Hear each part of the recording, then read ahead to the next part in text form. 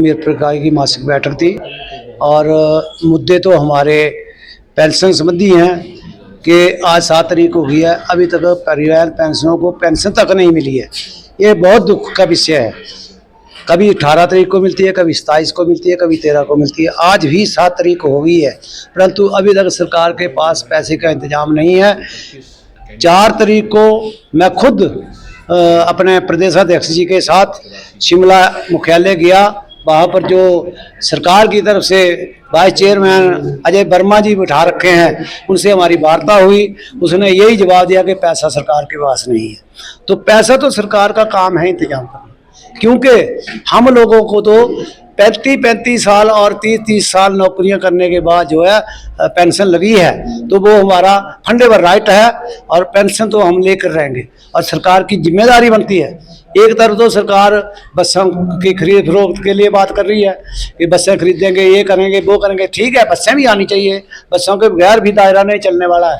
तो परंतु जब संचालन सरकार करती है, बसें खरीद रही है, कल पुर्जे खरीद रही है, टायर खरीद रही है, कर्मचारी रखने हैं तो HRTC में तो सरकारें रखती हैं, तो काम सरकार ले रही है, तो देने की जिम्मेवारी भी सरकार को लेनी पड़ेगी और सरकार को इसके लिए बाध्य होना पड़ेगा, क्योंकि निगम के घाटे का रोना नहीं रोया जाएगा। घाटा है तो सरकार की वजह से है, अफसरशाही की वजह से है। कर्मचारियों जिन्होंने अपनी पूरी जवानी के दिन जो है जगह जगह लगा दिए, रात दिन सेवाएं की हैं। कलाम से चलकर जो दिल्ली तक पहुंचना, लेह से शिमला, दिल्ली चंडीगढ़ पहुंचना, तो वो लोगों का काम नहीं है, वो सरकार का काम है। हम लोगों ने सेवाएं दी हैं, हमारे को अपनी पेंशन जो 1 तारीख को मिलनी चाहिए। दूसरा, जो 65-70 के केस थे, चलो केस करके ही मिले, मगर वो तकरीबन सबको लग गए हैं। 116 के जो पे स्केल का एरर है, वो अभी तक पेंशनरों को और कार्यरत कर्मचारियों को नहीं दिया गया है। तो उसके केस भी हमारे पेंशन भाइयों ने किए हैं और हमारे हक में फैसला आया हुआ है। अब सरकार ने 31 मार्च तक जो इसके लिए समय मांगा है कि 31 मार्च से पहले हम बजट में इसका प्रावधान करेंगे, तो वो सरकार का काम है। 1 तारीख को हमारे हक में फैसला आने वाला है और आ चुका है। अब देखना ये है कि सरकार कितनी खरी उतरती है इसके ऊपर। दूसरा, सरकार झूठ पर झूठ बोल रही है कि 9 करोड़ रुपया हमने चिकित्सा बिलों का दे दिया।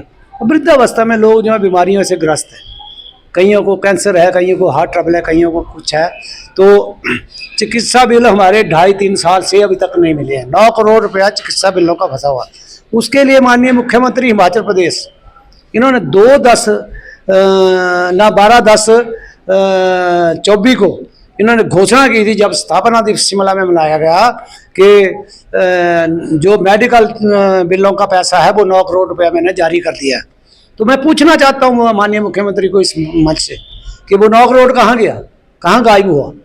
तो ऐसे झूठ ना बोलें, झूठ बोलने की बजाय जो है काम पर ध्यान दें और पेंशनों को वृद्धावस्था में तंग ना करें और पेंशनों के जो हक हैं उन्हें दें। हमने कल्याण मंच और कल्याण संगठन, 2 संगठन ही हैं परिवहन सेवानिवृत्त कर्मचारियों के, तो हमने एक JC का गठन किया है पिछले 1.5 महीने के से, और उसकी बैठक जो 4 मार्च को हमारी तारदेवी में हुई, तो उसमें मैं भी मेंबर हूँ। तो वहाँ पर चर्चा हुई कि 10 सूत्रीय मांग पत्र जो सरकार को JC बनने के बाद तुरंत बाद दे दिया गया था।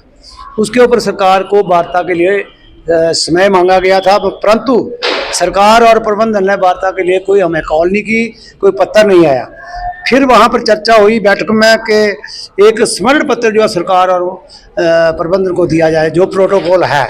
तो वो जो स्मरण पत्र है वो भी कल दे दिया गया है और उसमें टाइम बाउंड किया है कि हमें बजट से पहले या 15 दिन के भीतर वार्ता के लिए नहीं बुलाया गया।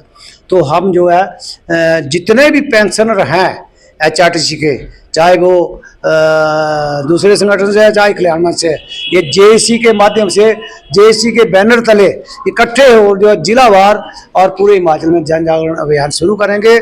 अगर सरकार फिर भी नहीं मानती है, हमारे हक नहीं देती है, तो हम जो है कोई भी आंदोलन की रूपरेखा तैयार करके जो आंदोलन करने के लिए बाध्य होंगे, जिसकी सारी जिम्मेदारी है सरकार की और प्रबंधन की।